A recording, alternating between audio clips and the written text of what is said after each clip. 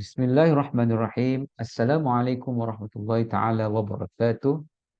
My name is Muhammad Azizul Rahman and I'm from Unishams, University Islam, Antarabangsa Sultan Abdul Halim Muazzam Shah, Kedah.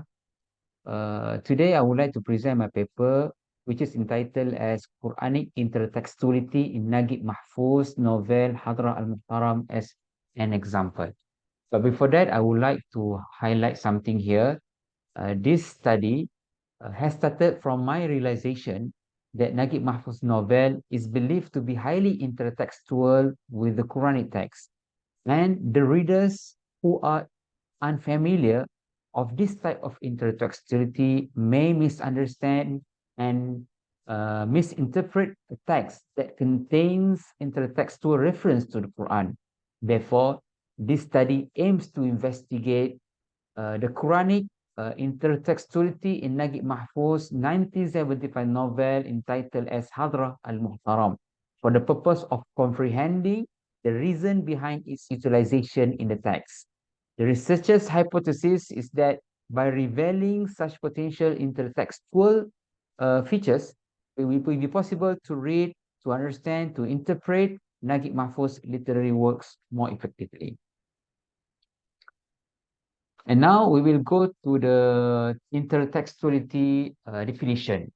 Intertextuality, according to de Beaugrand and Darsler, focuses on the elements that make it easier to use a text based on prior knowledge of text.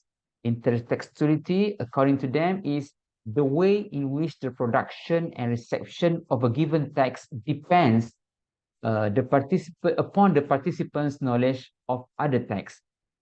In other words, intertextuality refer to interdependence of text in relation to one another. Okay. The terms also implies that the text cannot exist without other texts. Now we go to the meaning of to definition of Quranic intertextuality. Quranic intertextuality means that the writer quotes some verses from the Holy Quran to highlight his literary works because of their beauty and splendor in their formulation, and that he takes the lesson from the Holy Quran and cites it even with one word, according to Abdullah. Therefore, religious intertextuality is the first source that the writer employs in his literary creativity, as there is no text devoid of being influenced by ancient or contemporary texts. It is formed through his life experiences and readings of different and previous references, including the fictional text, which is characterized by the ability to contain heritage texts and transform them into an artistic and intellectual act. So the writers drew inspiration from the Holy Quran and the noble hadith of the Prophet for that purpose, and this is what is called religious intertextuality. In this research, we use quantitative technique and qualitative approach as well. This research attempts at evaluating some texts that comprise Quranic intertextual phrases taken from Nagib Mahfouz novel HADRAH al-Muhtaram.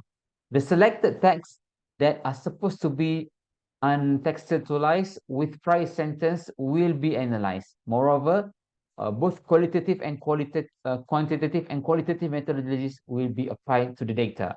The quantitative technique can be essentially described as a mean that is employed to make an accurate data gathering, according to Creswell. And according to Al-Hojailan, the qualitative approach, on the other hand, can be described as a method of data collecting that frequently depends on interpretation. That is to say, data generally requires a number of explanations. We go directly to the data analysis and discussion. In front of you, there is a table, okay? The table 1 here shows the total numbers and percentage of intertextual elements in Nagib Mahfouz novel, HADRAH al-Muhtaram, which is written in 1975. As we can see here, there are some intertextual elements in the novel in which the writer used or utilized in his novel. The first one is intertextuality with the Holy Quran, or in Arabic we call التناص مع القرآن الكريم.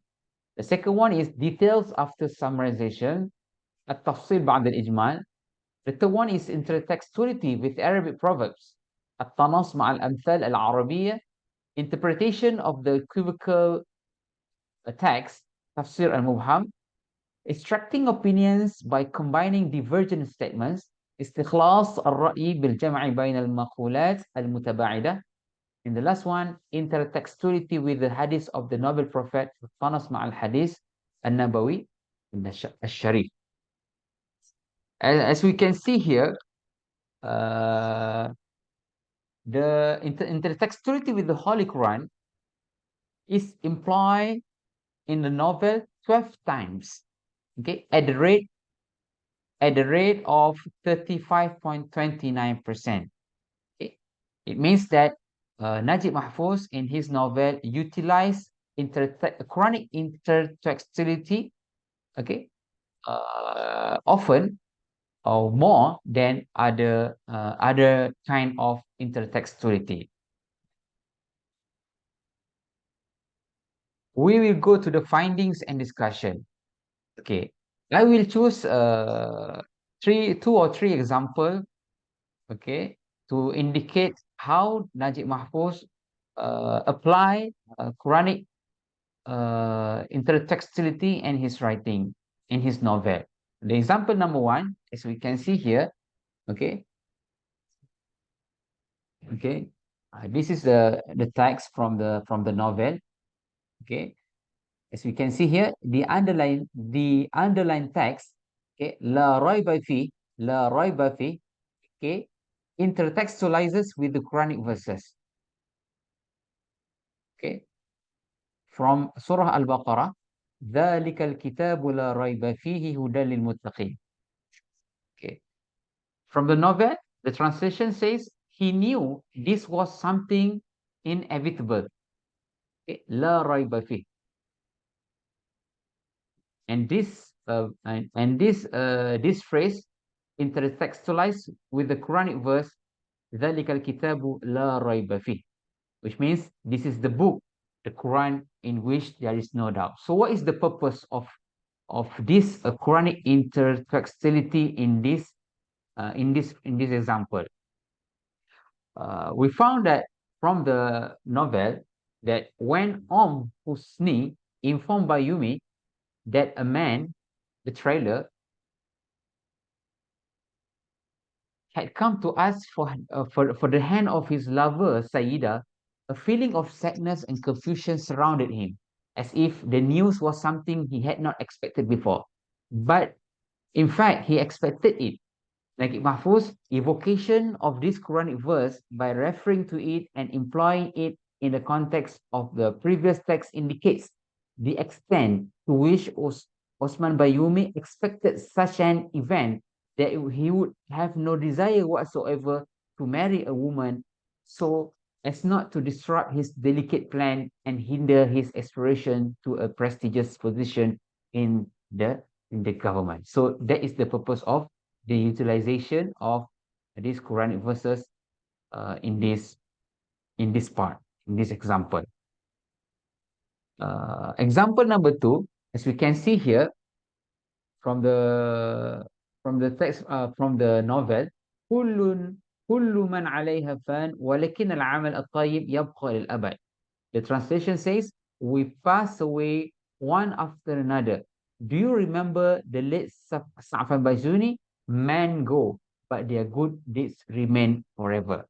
Obviously, the underlying text, okay, which is كل من عليها فان ولكن العمل الطيب يبقى للأبد, which is translated as men go, but their good deeds remain forever, is intertextualizing with the Quranic verse, كل من عليها فان ويبقى وجه ربك ذو الجلال والإكرام. All that exists on the earth will perish, but the face of your Rabb, of your God, will remain full of majesty and glory.